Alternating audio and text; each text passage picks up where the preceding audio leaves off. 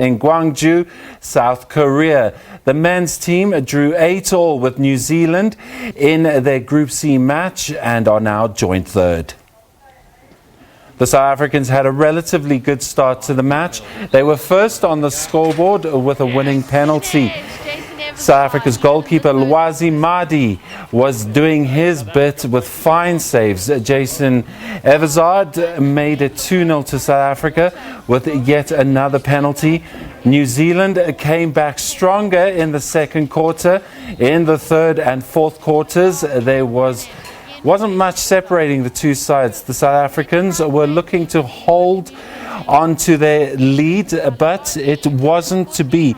Instead, New Zealand took the lead. However, South Africa managed to salvage a draw in the dying minutes of the match. Meanwhile, Ana Marcela Cunha of Brazil has won the women's 5-kilometer open water swim event in South Korea. Aurélie Muller of France finished in second place, while the United States' Hannah Moore and Leonie Beck of Germany were joint third. Aurélie Muller of France was leading in the early stages of the event. It seemed as if she was going to hold on to her lead all the way to the finish line, but her compatriot Lara Gragnon took over the lead, closely followed by Cunha. However, Gragnon couldn't hold on to her lead either. Midway through the race, her rivals caught up with her. That was when the Brazilian showed her strength as she swam all the way to the finish line ahead of Muller.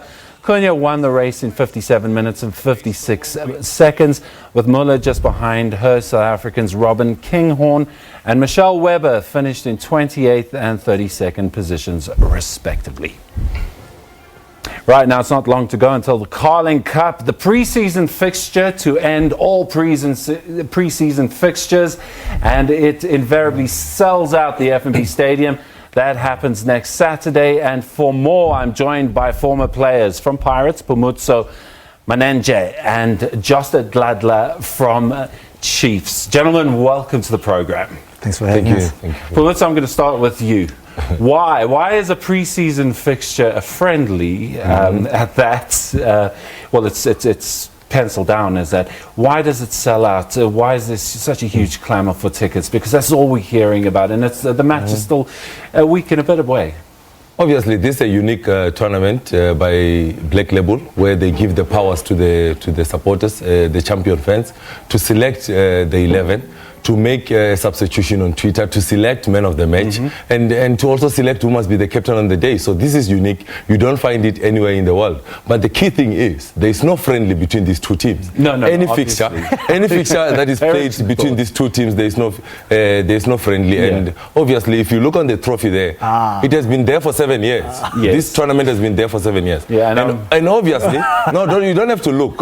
Obviously, Pirates have won it more times. We have won it 4 times, and they're trying to catch up, so we're waiting for them to get closer so that we can open up the gap. Look, I'm going to have to, Josta, you get a right to reply there. What do you say to that? And what do you say to the fact that the Soweto Derby is just one of the matches that stands out in world fixtures, and Carling really has captured the imagination of supporters clearly because they want tickets, even though it's not for a league placing and it's not for cup bragging rights per se.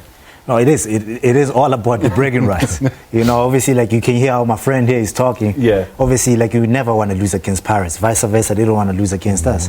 But I mean, like the first 2 weeks of when the voting was opened, I think Pirates only bought like 20,000 tickets and they couldn't buy anymore. Yeah. And then the rest was all nonsense. We bought half the tickets. We bought the 50,000. They've got the 45. But you see with the yellow and the black in the stadium that it's only going to be Kaizer Chiefs stadium when it comes on the 27th of July. But the thing is, this is one of the biggest games in South Africa. I don't care who says what. I know people have been complaining that the game hasn't been the same. Yeah, obviously, like you get those times. No, it's an event. It's an event. I mean, people want to be present for this. And I would argue that it's got a lot to do with marketing. And I think maybe the PSL needs to take a leaf out of the book of what's going on with this cup, because they've created a hype where arguably there shouldn't have been any hype, and people want tickets and they want to sit in that stadium. Phumudzo, tell us what it's like on game day at the Carling Cup. Sure, the pressure, the nerves of playing in the Soweto Derby, obviously, because this is one fixture that divides families, it divides churches, divides political parties. Obviously, you want to be part of this big game, which is the Soweto Derby. But on the day, once you cross that white line, you need to forget about everybody that is at the stadium. You need to forget about the 57 million people that are watching on TV and focus on the main thing, which is the game. But this game comes with a lot of pressure. I'll give you an experience of my first Soweto Derby. I could not eat before the game because I was so nervous because it was my first game. You know? So that's how much the Soweto Derby means to the players. So for those that will be playing for the first time, please switch off your phone the night before and focus on the game. I mean, it is a divisive match, no doubt, but I think this match is coming at the right time, Josta. After the couple of weeks we've had Mark Batchelor losing his life, James Small, now Johnny Clegg, I think South Africans want to get into a stadium and they want to celebrate. Tell us about the atmosphere at these matches. I mean, the atmosphere is like crazy. Like the fans go like just get bananas when these teams lock horns together. So it's one of those games that it's either you're gonna write your name onto the history books or not. If it doesn't bring the best out of you, there's something wrong with you.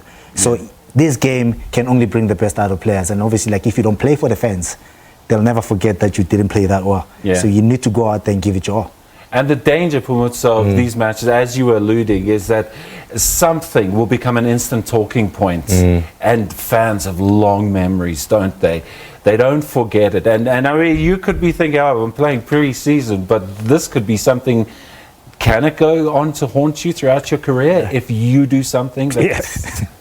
Obviously, you are given a platform to really make history in your soccer career, and what an opportunity you get in the Soweto Derby. You know everybody will be watching. Even those that don't usually watch the game will be watching on the day. So it's your opportunity to shine. It's an opportunity to make a name for yourself. But one thing that I would like to advise the new players, especially that will be playing in the Soweto Derby for the first time, they always say, you play for this badge in front of the jersey first. Then you play for the important stakeholders, which are the supporters and the millions of South Africans out there. The name at the back of your jersey, that comes last. You need to first play for this and for the supporters, and then you'll have a great day, because it means that you will give your best on the day. I mean, this is a great thing going for both Kaizer Chiefs and Orlando Pirates to see you guys sporting your colours proudly. But just, is there any pushback from other teams, from other clubs? Do they want to get a piece of the action as well, get involved in this marquee event? Yeah, obviously there's a lot of talks of people saying there's got to be like 4 teams involved, and obviously that's the management that's got to be dealing with that. We only dealing with this situation at the moment. But I mean, all the fans have to do, they need to get to the stadium early. There's going to be things happening. Stogiti is going to be performing. Shoma Jones is going to be performing there. Try and get there early. The first 5,000 fans that get to the stadiums, they're going to be getting free beer vouchers. So I mean, if for Ratabjalaba Mahala, get yourself get there. That's what it is. So I mean, it's going to be one of those crazy atmospheres. I mean, it's sold out. It's sold out. So people, when it started, they were like, no, we're not going to go to the stadium. But now everybody wants to be part of it. So don't miss out. Absolutely. Speaking of Mahala, we're going to bring the contest winners' names up. We ran a contest asking our viewers a question. It's 4 sets of 5 tickets. They're the names of the winners. Someone from our team is going to contact them in the coming days. But a great day out for them and 5 of their friends or 5 of their family members. How do you prepare for a derby for those who've never been before? What do you got to do? This is an all-day affair. You don't show up just before kickoff. Obviously, if you're speaking about the supporters, obviously would encourage the supporters to be there nice and early. And one thing about the Soweto Derby is you can sit together with your Kaizer Chiefs friend. It's not like the other derbies over the world where if you're Kaizer Chiefs, you sit on the other side, your Orlando Pirates, you sit this side. We're a unique country. We sit together as Kaizer Chiefs and Orlando Pirates supporters. But I'm just saying, at 5:30 on the 27th, the Kaizer Chiefs one would be crying and the Pirates one would be smiling. But you're going to be supportive of each other. No, we're lording it over each other. But he's going to be crying, obviously, because Orlando Pirates are going to win. Who are the reigning champions? That's what you got to ask him. We're the reigning champions of this. We're catching up, right? We're playing a catch-up game. So obviously, we need to beat them to be equal. Yeah. They've won it 4 times, we've won it 3 times. We need to beat them to be equal. And obviously, they're talking too much. Well, they've set you a goal, and clearly, we're the underdogs right now, right? Goal-orientated, no. You're getting it wrong there. Goal-orientated is Orlando Pirates. We're winning this one. Brilliant. Well, okay, so that's the Carling Cup. That's on next Saturday. Gentlemen, thanks for being with us, for hyping up this fixture. It doesn't need to be hyped up any further. I mean, people just want the tickets. Everywhere we go, we just hear about this fixture when it's on the horizon. But Phumudzo, Josta, thanks very much for joining us. This is where we're going to have to end it for Sport on the Full View for tonight. Thanks very much for joining us. From myself and all the team, we're first going to take you to Liverpool because that's where the Proteas are playing. They're up against Uganda. They have an opportunity to get into the semi-finals by winning this fixture. So let's take you right there to Liverpool to check it out and see what's going on in the match. Defender watching that the ball is never dead as a defender, so really well done, and at a time too where her team really needs it. Just the one world ranking between these two. Now very much though head game too. Oh, that's great coverage in the circle, shutting down the baseline on Holthausen. Brilliant one-on-one defence.